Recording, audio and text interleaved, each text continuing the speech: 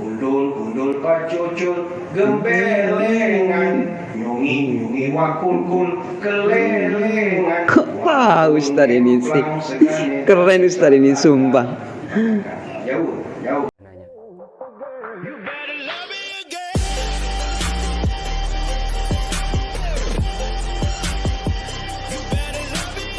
Assalamualaikum warahmatullahi wabarakatuh. Jumpa lagi dengan saya Cak Ope dalam program Ngaji Bareng. Dan saya harap semuanya tetap bahagia, tetap penuh dengan dengan kejutan-kejutan yang sangat membanggakan dan juga penuh dengan senyuman, penuh dengan kebahagiaan. Pokoknya hari-hari Anda semoga semuanya berjalan dengan lancar tanpa ada halangan apapun, dan yang pasti tetap mendapatkan ridho dari Allah Subhanahu wa taala. Amin amin ya rabbal alamin. Oke, untuk program ngaji bareng pada kesempatan kali ini akan diisi oleh salah satu ustadz Malaysia yang mana udah lama nggak ngisi program ngaji bareng ini. Cuma saya merasa kangen, jadi saya akan ngaji kepada beliau, dan teman-teman pasti tahu siapakah beliau, yaitu Ustadz Batlisyah ya. Masya Allah. Dan semoga kita semua dapat mengambil hikmah, mengambil pelajaran dari apa-apa yang akan disampaikan oleh Ustadz Batlisyah ini, ataupun apa-apa yang akan kita dengarkan ya. Maka biar tidak banyak cakap, mari kita mulai ya program ngaji bareng pada kesempatan kali ini dengan cara seperti biasa.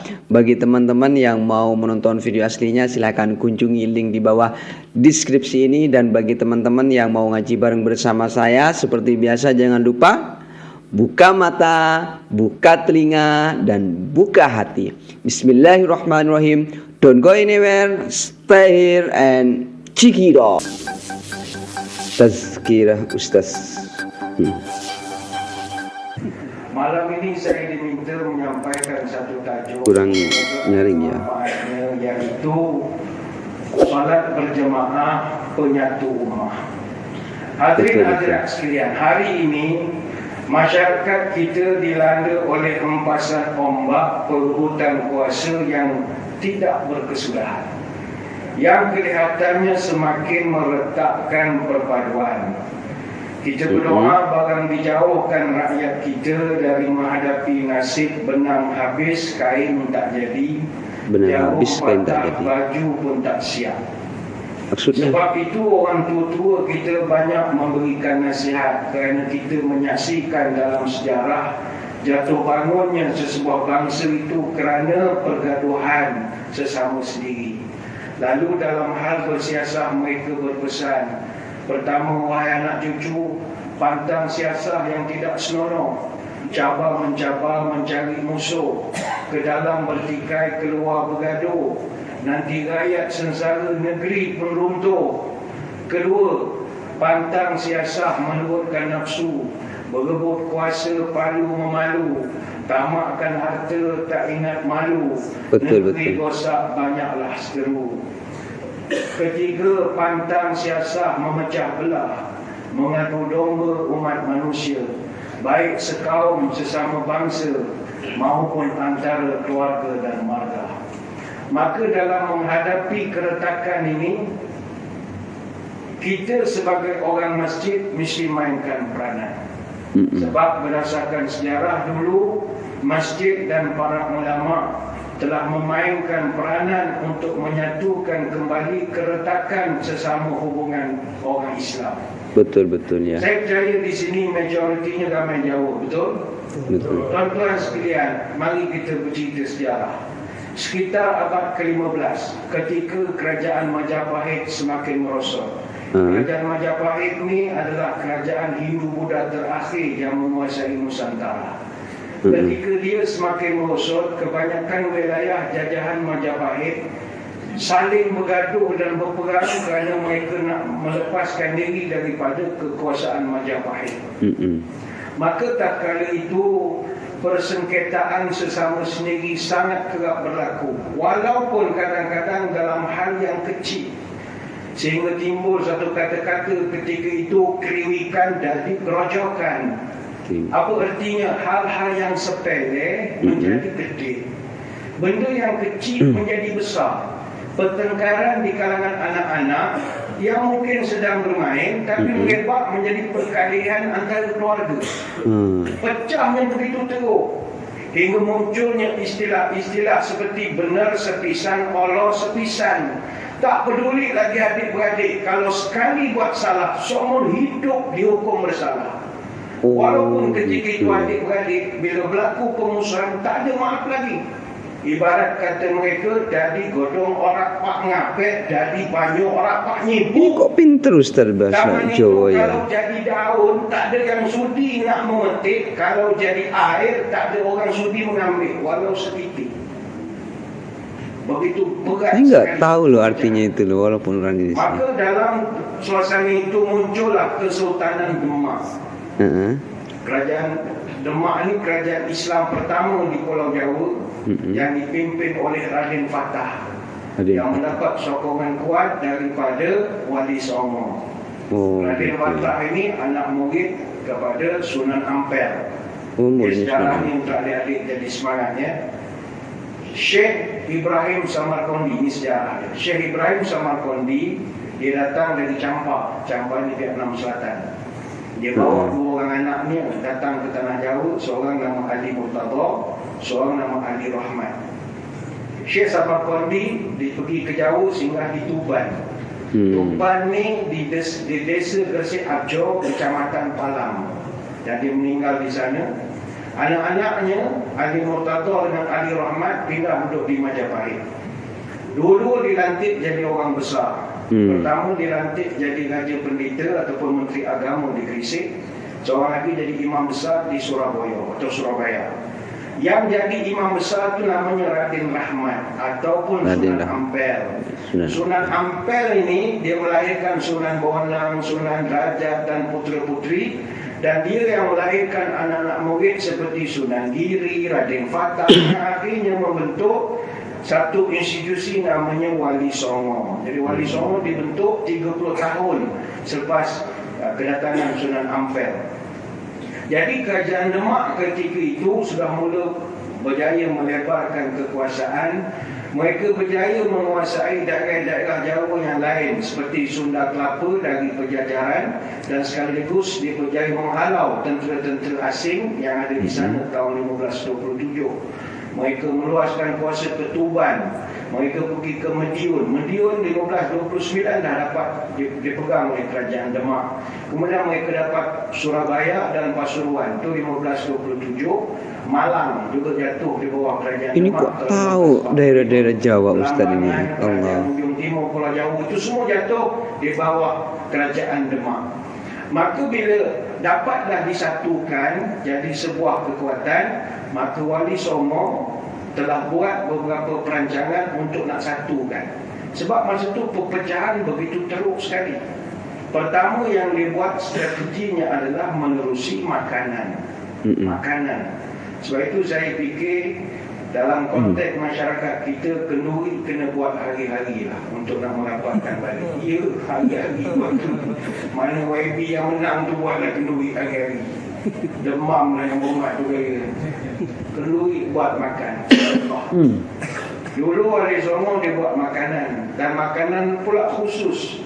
Mungkin tuan-tuan pernah dengar yang saya syarahkan, ada orang keluar dalam WhatsApp macam-macam. Ketupat itu asalnya daripada Sunan Kalijogo. Nama asalnya kiblat papat, 5 pancir, 4 arah mata angin, 1 pusat menuju Gusti Allah. Dibuat daripada janur. Janur ini bahasa Arab yang dijawakan. Janur itu daun kelapa. Tapi janur, ja'an-nur, dia daripada perkataan datangnya cahaya ilahi. Kemudian daunnya dianyam. Dianyam ni sebagai simbol dosa bersilang-silang. Kemudian direbus, dah siap dipotong dua. Dalamnya putih. Artinya melalui Ramadan kita ibadah, nanti 1 Syawal dosa bersih seperti ketupat itu tadi. Yang ketupat ni pula masaknya pakai santan. Kalau bahasa Jawa, santan ni santen. Dia ada penggunaan pangapunten. Pangapunten itu maknanya mohon maaf. Ni adik-adik mungkin tak pernah jumpa tradisi lama orang Jawa dia panggil sungkem atau sungkem. Sungkem atau sungkem, saya ingat generasi yang umur 40 ke bawah pun dah tak merasa tradisi ini. Iaitu kita bila lebaran, hari raya, bersalam dengan mak bapak, salam ada tradisi dia. Bukan mencium saja. Bukan mencium tangan mak raya ke mak saya batin dapat duit raya. No, dulu ada budaya. Dulu mak bapak nongkrong, duduk atas sofa, anak semua duduk macam ni. Datang bersalam dengan mak, jalan pakai lutut, seret lutut, terceceh stokin belakang, jangan main-main. Tu sampai dekat mak atau bapak, kita pun salam. Keparing matur dumating ibu sawan kula wonting ing mriki sepindah silaturahim kaping kalih ngaturaken sugeng riyadi ngaturaken sedaya lepat nyuwun pangapunten. Kaping 3 nyuwun donga pangestunipun supados kula saged dados putra ingkang saleh migunani dhateng agami nisa bangsa lan negari lancar agenipun pados ilmu gampil Masyaallah rezeki ingkang halalan thayyibah saha sukses nglampahi kasang dunya lan akhirat. Panjang macam-macam. Ini Ustadz asli Malaysia ke atau asli Indonesia cuma berkeluarga di Malaysia atau gimana ya? Kok saya penasaran banget sih. Ustadz ini kok fasih juga bahasa Jawanya, terus daerah-daerah Jawa juga Ustadz ini tahu, Madiun, Malang, Surabaya dan lain sebagainya. Ini menarik untuk saya ini. Soalnya saya sendiri nggak tahu loh bahasa Jawa, walaupun saya sih masuk Jawa Timur, cuma saya daerah Madura. Jadi kurang tahu bahasa Jawa itu. Tapi Ustadz ini keren loh. Saya merasa merasa bangga loh ada Ustadz Malaysia yang bisa bahasa Jawa. Allahu Akbar. Tolong ya komentar profil Ustadz ini, saya belum tahu pastinya. Jadi teman-teman yang ada di Malaysia tolonglah komentar tentang profil Ustadz ini ya. Minta tolong, saya penasaran banget ini. Dulu. Tapi sekarang dah tak ada lah. Kita dah shortcut. Hari raya salam je lah. Hari raya macam batin. Dapat hari raya belah saja lah. Dia pangapunten, dia proses meminta ampun. Itu kait dengan ketupat itu tadi. Kemudian Sunan Kalijogo dulu, lepas ketupat itu dibikin, dia akan agihkan pula ketupat itu kepada masyarakat sekitar. Diagihkan ke rumah-rumah orang kampung dan diselitkan dengan satu kata-kata, monggo kula aturi nampi ketupat kelan santen sedaya lepat nyuwun pangapunten. Terimalah. Sumpah keren Ustaz ini. Santan, moga kesalahan dimaafkan. Ini budaya yang dibawa oleh wali-wali Songo supaya masyarakat jadi bersatu balik. Maksud perpecahan begitu teruk. Kalau kita rasa sekarang pun dah teruk, dulu lagi teruk. Sebab itu makanan adalah proses dakwah yang sangat mustahab. Sebab itu Nabi bila mula-mula hijrah, yang pertama diucapkan dalam ucapan dasar Nabi, belum sempat turun yang diunta, Nabi pesan, ya ayuhan nas afshus salam wa at'imut ta'am. Yang pertama kata dia, sebarkan salam. Yang kedua, buatlah kenduri, bagi makan. Kita malam ni nasi ambeng. Orang kata kan, kita je kan. Kita je. Ada juga. Ada nasi ambeng. Nasi ambeng itu orang Jawa Tengah dulu bawa. Itu simbol perpaduan. Simbol kepelbagaian. Dalam satu dulang ada mie goreng, ada ayam masak ungkep, ada serunding, ada ikan masin, ada sambal goreng. Kok tahu juga nama-nama keren Ustaz ini. Tahu, campur kentang goreng, digoreng bersama soun. Ada kacang tanah. Kalau di Jawa betul, yang ori itu dihidangkan dengan peyek ataupun rempeyek. Kalau makan dalam tahu juga peyek nasi ambeng. Kalau makan dibungkus bawa balik seorang, itu dipanggil berkat. Berkat, iya. Berkat. Saya dulu selalu ceramah maulid di kampung ramai majoriti masyarakat Jawa. Saya tak faham sangat berkat ni apa. Bila dihidang, kita bantai sampai licin. Semua pandang. Rupanya dia touching saja. Makan sikit, kalau pergi ladang, pergi bontrot. Kalau majlis maulid, berkat. Oh iya. Maka di situ sudah menampakkan kita akan sesama kita ni bersatu. Sama juga Wali Songo dulu, Mereka jalankan proses penyatuan balik umat yang bergaduh teruk ketika itu menerusi proses tarbiyah dan dakwah yang sangat kreatif. Mereka tidak buat ceramah macam kita. Ceramah ni yang datang-datang lah. Tapi mereka buat melalui hiburan misalnya. Mereka ajak masyarakat berkumpul, tapi bukan carahan menghibur. Wayang kulit, ada banyak tembang jamu, tembang mojopat, tembang kenahan. Itu banyak dicipta.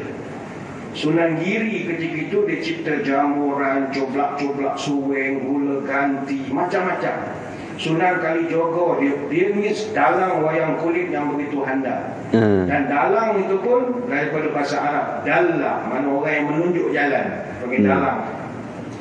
Banyak dicipta lagu, gundul-gundul pacul itu untuk menyatukan balik orang-orang Jawa ketika itu. Gundul-gundul pacul, gembelengan, nyungi-nyungi wakul-kul, kelelengan.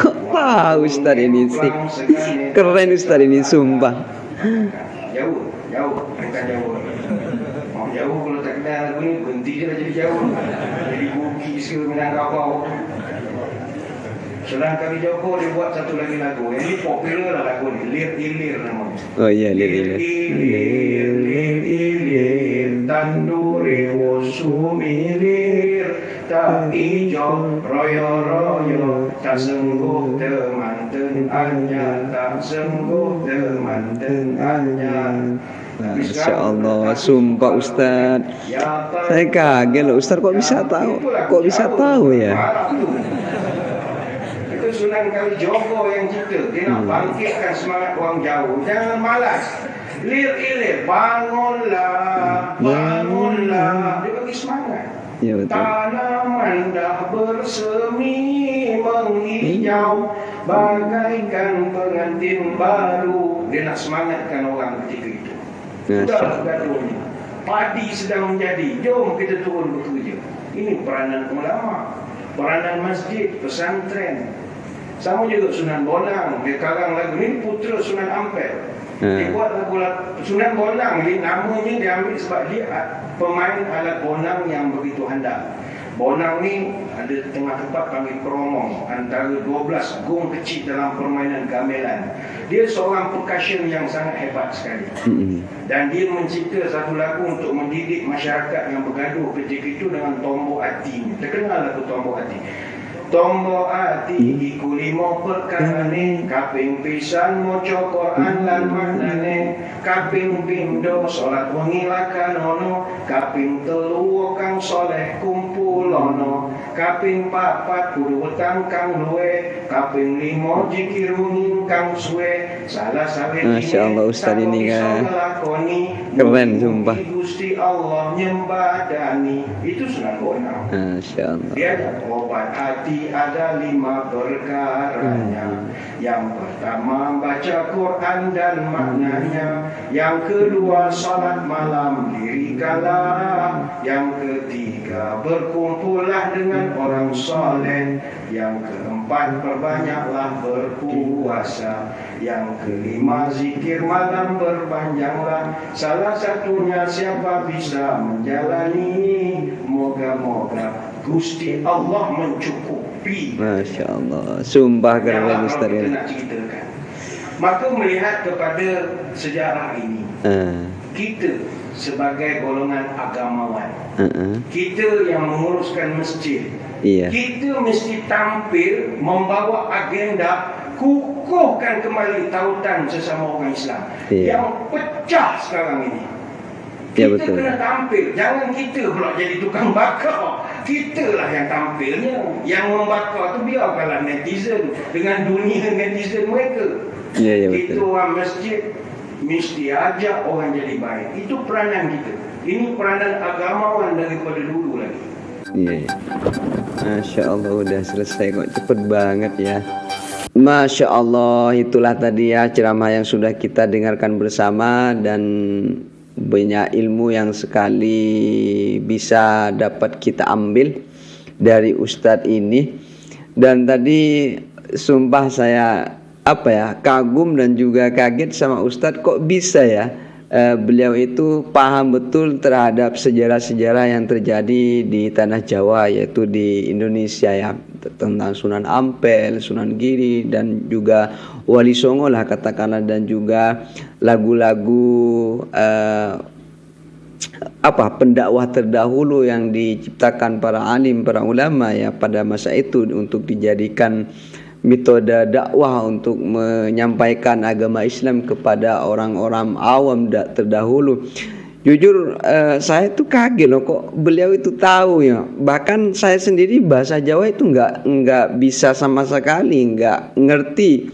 Paling cuma ngerti beberapa kata aja. Cuma Ustadz ini tadi pakai bahasa Jawanya lancar, terus artinya lancar, dan juga metode metode para pendakwah Wali Songo terdahulu, beliau itu juga paham maksud dan tujuannya, dari lirik-lirik lagunya juga paham.